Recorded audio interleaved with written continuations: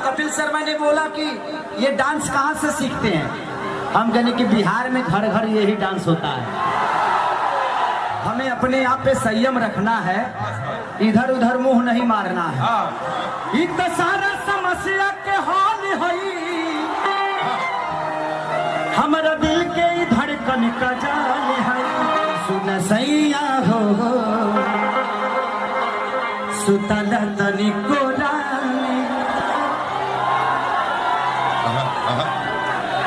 कि बिस्कुटिया न हई भाई गो, कतना कही हई हमारा माई के पतो। क्या बात है। ई रूप न हई एको लगे रुबाई हई, आहे खेसरिया के मेहरारू तहरा लोग के भौजाई हई।